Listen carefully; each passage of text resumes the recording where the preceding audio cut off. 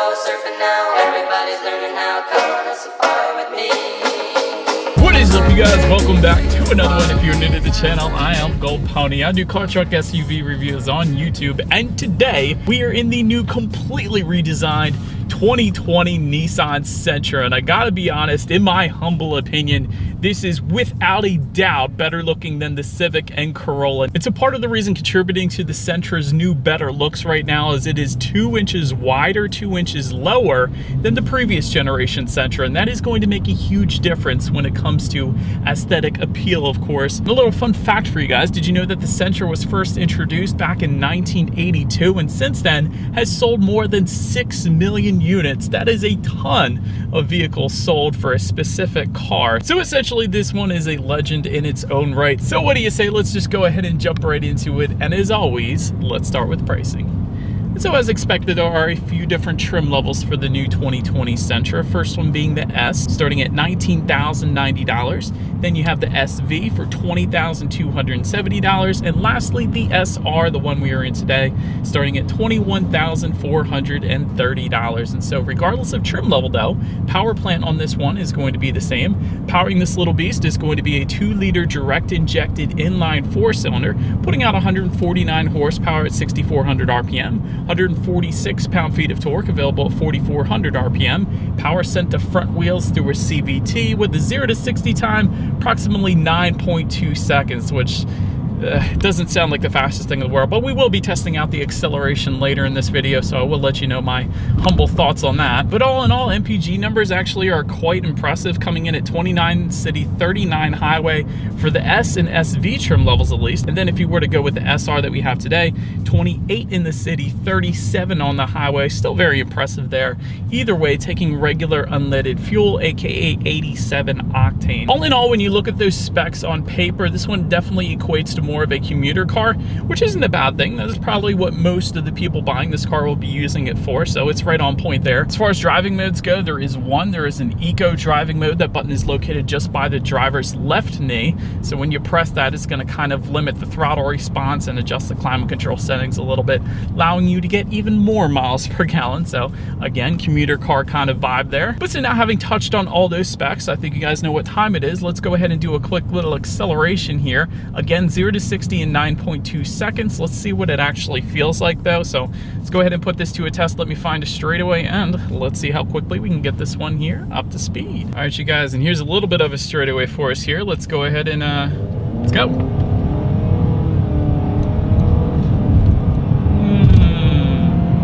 It's actually not bad. I mean, 0 to 60 in 9.2 is certainly not going to win any races, but acceleration wise, it's not bad. I would say it's certainly enough to merge onto the highway. Shouldn't have any issues there, but again, it's not the quickest thing in the world, but it's a commuter car, so what do you expect? But to go along with that acceleration, as always, braking is equally important. So the brake setup is actually going to differ slightly depending upon the trim level that you go with here. For example, up front, either way, you get ventilated front discs, but in the back, you will get rear drum brakes if you go with the S trim level at least.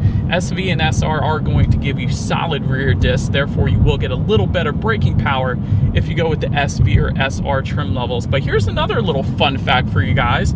When comparing the Nissan Sentra as far as braking goes, comparatively speaking to the Corolla, 60 to 0 measurement comes in at 114 feet, which does beat the Corolla as we come up to a red light here. But having said that, braking feel is a little bit on the softer side, not quite as firm as I would like to have seen, but nonetheless, the Sentra does beat as far as braking distance goes the Corolla, which again is a huge plus if it's a commuter car and you have to come to a quick stop, so that's a good thing. Then touching on suspension and handling a little bit, up front you're going to get an independent strut front suspension.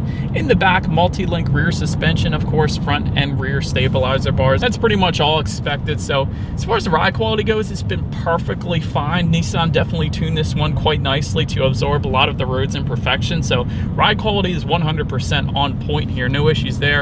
Steering feel, this is another one that actually surprised me, you guys. So a lot of Nissans that I've been reviewing lately do have a looser steering feel, and even the Sentra in the past has had a super loose steering feel, but for 2020, Nissan has definitely firmed up the steering feel with the Sentra, so it is a little bit weightier than I quite honestly expected. Even the 2020 Nissan Rogue, it's so loosey-goosey, it really doesn't give the driver any sort of feedback, but with the Sentra, It actually does. I like it. I will say I actually like the steering feel here. So I gotta be honest, I'm quite happy with the steering feel. As far as cabin noise goes, it's been perfectly fine for me so far on my test drive today. Not a whole lot of exterior noises coming into the cabin, so that's a huge plus too.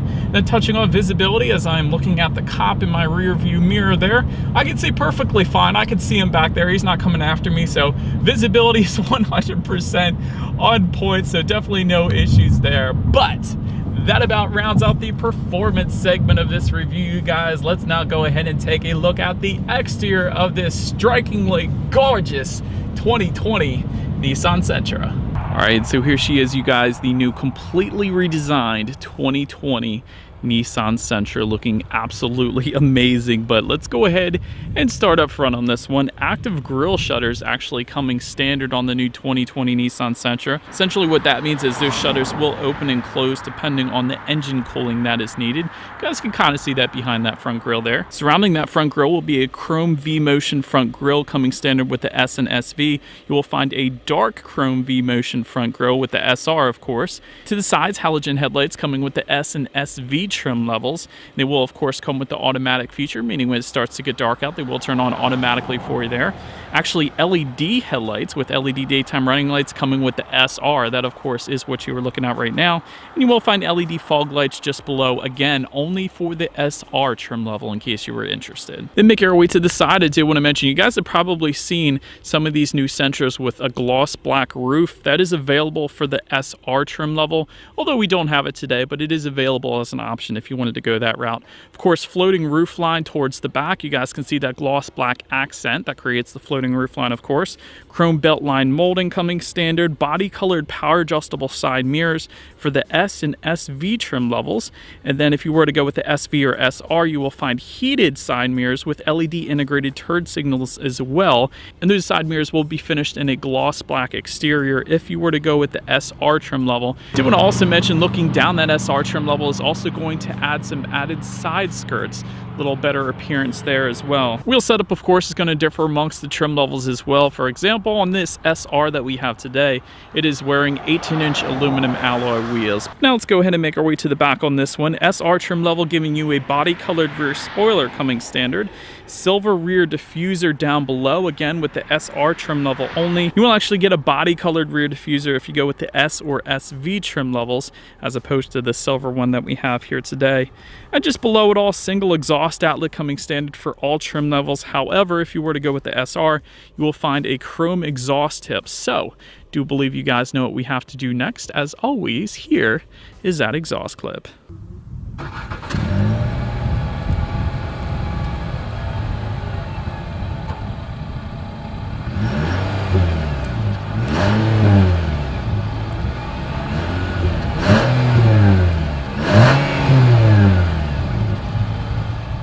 Alright, so now since we are around back, when it comes to opening that rear trunk, there is a button on the key fob. If you like, simply press that. There's also a button by the driver's side left knee. That is yet another way. And of course, there is a button on the trunk itself. So any of those ways are perfectly fine, of course. Once opened up, cargo capacity is going to come in at 14.3 cubic feet. If that was not enough space, there is a 60-40 split, meaning the rear seats do fold down for quite a bit of extra space there if you needed it.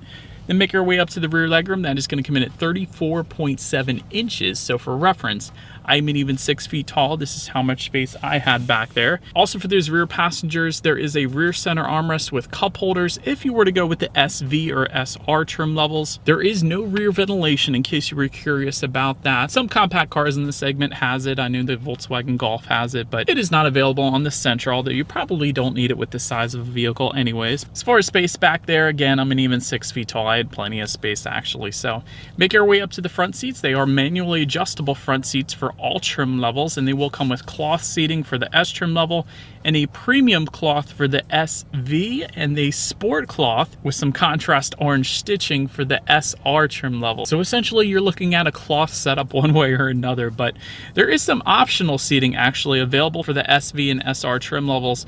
The SV actually probably gives you the best optional seating, being an optional quilted leather setup, just like the Nissan Mmaxima. So that is probably the very best seating setup that you can go with when it comes to the Sentra. However, for the SR trim level, there is an optional leatherette finish if you wanted to go that route, and there's optional 6-way power adjustable front seats, and there's optional heated front seats as well. So a ton of options actually when it comes to the seating, but nonetheless they are comfortable. But taking a look up front, there is a tilt and telescoping steering wheel. It is leather wrapped for the SV and SR trim levels, and believe it or not, if you wanted a heated steering wheel, that is an option for the SR. So if you live in a colder climate, as I do here in Pennsylvania, that's pretty cool that you have that as an option. But let's now go ahead and make our way to the startup. Let me first start by showing you guys the key here. You do have all of your buttons located on one side of the key, essentially Nissan logo at the top, and just below that Nissan logo, the circular button, that is your remote start, coming standard for the SV and SR trim levels.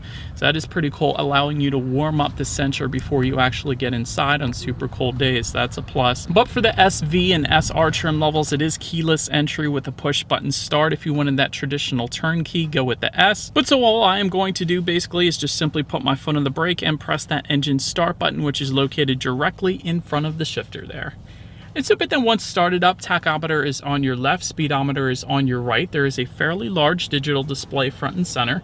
To control what is on that digital display, there are steering wheel mounted controls on the left side of the steering wheel. That's going to give you a ton of different information, including how many miles you have left until you hit empty. There's your outside temperature. Digital speedometer, if you wanted to go that route, there's your average miles per gallon. Speed limit recognition technology, along with a bunch of other safety features actually as well, but really a ton of different things you can check out up there, so that's pretty cool. Make our way to overall interior quality. Power moonroof can be had with the SV and SR premium packages, so it's not going to come standard on any particular trim, but it is optional on those two trims though. Dual zone climate control coming with the SV and SR trim level. I do like all the orange stitching that we have here in the SR trim level as well. It ties together very well with the orange stitching, not only on the steering wheel, but again on the seats too. Then on the doors, you have a carbon fiber imitation look. It is plastic, of course, but it looks good nonetheless. I do like the jet fighter style air vents located just below the infotainment display there. That look pretty cool. Kind of like Mercedes-Benz has always done it. You do have an overhead sunglass holder on the roof here. Just in front of the shifter, you have some charging ports as expected. A phone charger, USB charging port, auxiliary port, and 12-volt power outlet. Also a good bit of storage in front of that shifter as well. And just behind that, you have dual cup holders, again with that carbon fiber look finish. That looks pretty cool. It looks like right behind the shifter, there's like a key holder. So if you wanted to leave your key there, I guess that's fine too.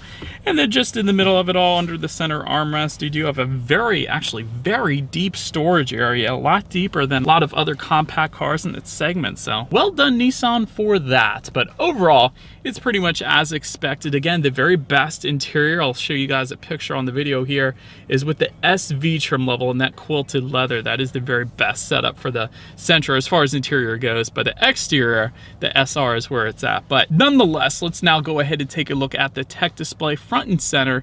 If you were to go with the S trim level, you will find a 7-inch color touchscreen display. However, if you were to go with the SV or SR trims, you will get an 8-inch color touchscreen display. But either way, you still get Bluetooth and audio streaming. However, for the SV and SR, you will get Android Auto and Apple CarPlay. It's not going to come with the S trim level, unfortunately, but it is with the SV and SR. So that's definitely a big plus. It essentially means you can hook your smartphone up to the Sentra, have free navigation up on that tech display, as well as the ability to like and dislike your Pandora songs, of course.